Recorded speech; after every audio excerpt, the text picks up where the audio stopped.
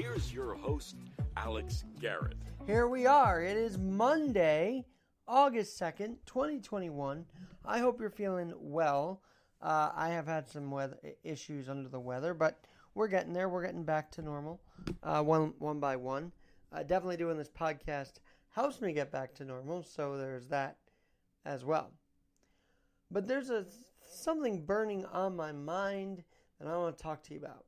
Firstly, you got to check out Facebook pages like I Love NYC and an advisory to those who have a podcast. Don't be afraid to post in your podcast as your podcast page. You know, I looked up, I saw we had 300,000 people that had engaged with Alex Garrett podcasting. So don't be afraid to share your page, your work, your photography, all under that podcast fan page, and you can grow it. So I Love NYC, thank you for featuring a couple of my posts here as Alex Garrett podcasting. But today I'm very intrigued. First of all, we all hype about the medal count and the gold medal and the bronze and silver. I'm reading this New York Post article about how former athletes have had tough luck after winning the medals, you know, the gold medals and making history, that someone as famous as Greg Louganis, the famous diver, he was looking to sell his gold medal that he had achieved while making all those records as a diver. But do you know in general, according to the New York Post article, that the United States Olympic and Paralympic community pays athletes $37,500 for winning gold, $22,500 for silver, and $15,000 for bronze. Now that's all fine and dandy, I guess. But if they're making so little on those medals, why is the gold medal so prestigious if it's only worth literally $37,000? Makes you think. We put all the emphasis on the medal count, and I'm starting to again too. Alex G NYC1, check that out. The medal count discussion. We're up there. We're leading. Wish we had more golds, but so be it. We're leading the medal count.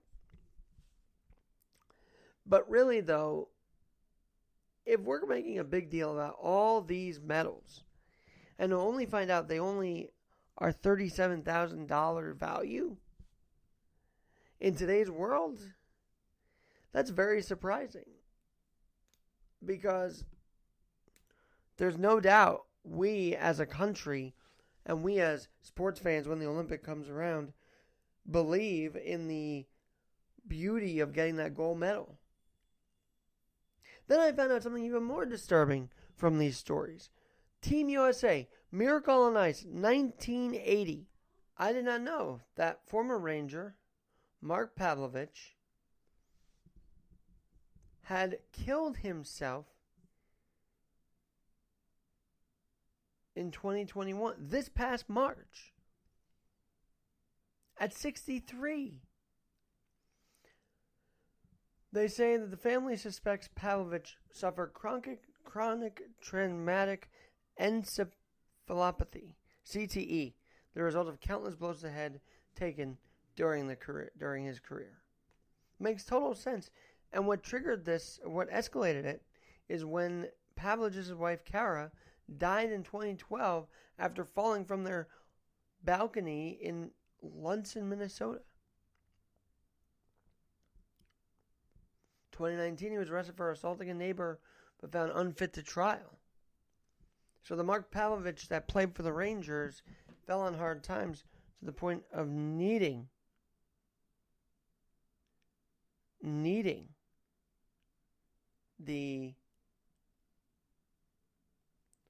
to sell their medals. It's just tragic to me.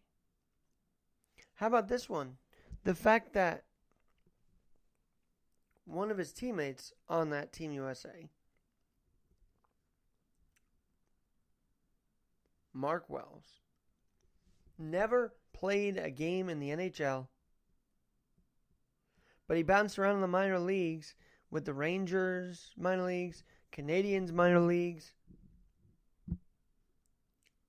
and he just couldn't get up here. Then he had the degenerative spinal disease that caused him to sell his gold medal for $40,000, while the collector then sold it for $310,000.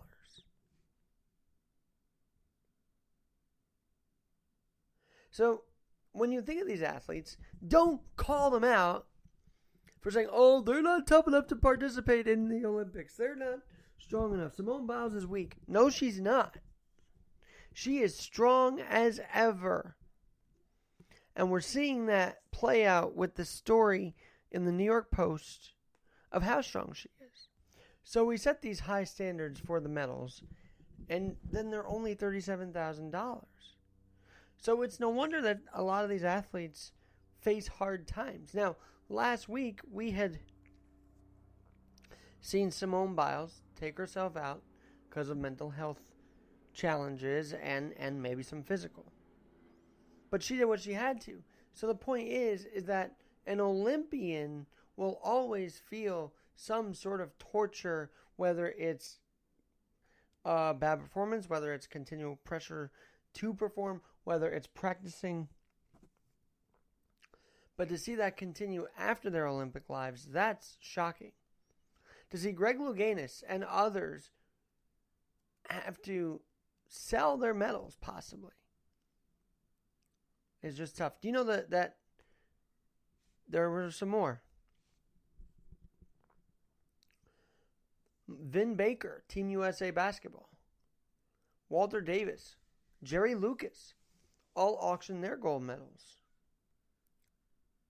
Because there are former Olympians, according to Gavin Newsham, Newsham, where Olympic athletes had to sell their gold medals.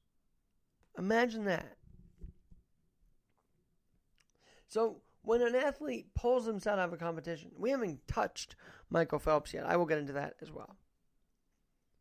But when you have these stories of the Team USA Basketball, the Mark Pavlovich suicide, Greg Louganis having to give up having to auction his medals, it's all a disturbing fact that after the Olympics, these Olympians face tough times. Those endorsements don't always continue, I guess, into post-career life. And then there is Michael Phelps. And if you don't know his story, he did try and commit suicide. He tried to commit suicide. He was totally not well mentally growing up and being a competitor and then on his way to the Olympics. Like, when we saw the bong hit that he did, that was just a highlight of how actually troubled he is. Or was. I think he's gotten a lot of help now. He's talked to therapists and whatnot. But all of this to say, when you see an athlete pull themselves out of the Olympics, you think they're doing that for attention? For fun? For let's get some publicity here? No. They're doing it because their lifelong dream to continue to play in the Olympics, to be in the Olympics, is maybe too much from them. Maybe too much to achieve. We're also in the middle of a pandemic still. We'd like to say we're out of it, but I feel like we're still in it. Big time. And so don't lash out at Simone Biles or any athlete that takes their mental health seriously while being a competitor. Because competition is crazy. People are crazy good, but they might be a little crazy too about their performances. We cannot let them not take mental health days for themselves. They are people too.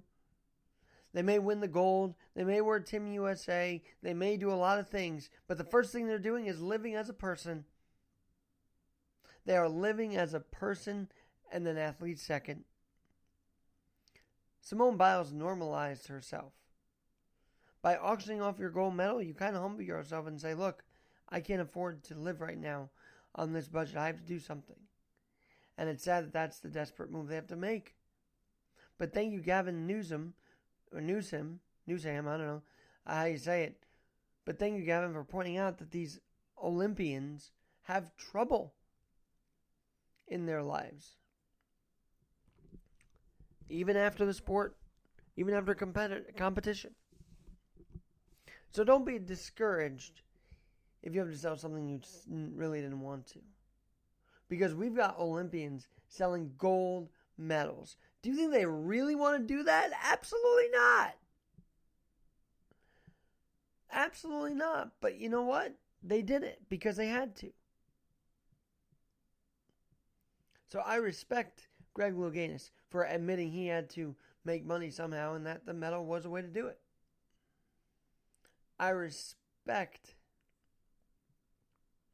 those who humble themselves to have to sell the medal, and the arrogance kind of goes off their back and rolls off their back and goes to a different thing.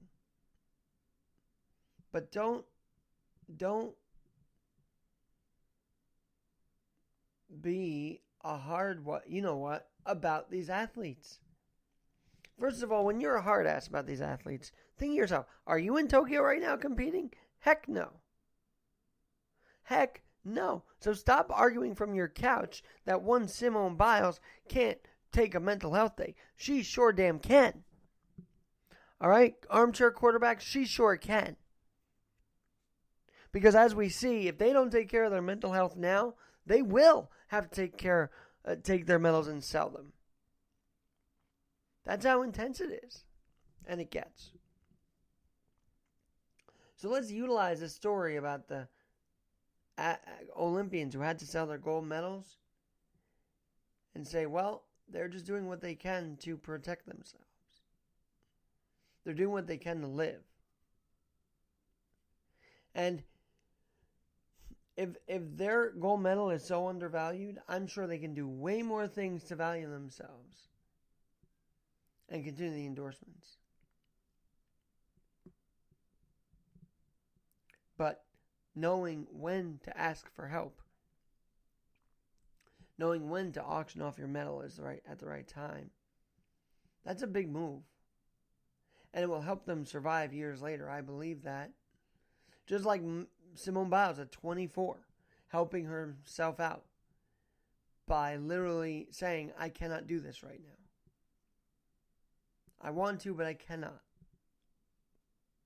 So kudos to her.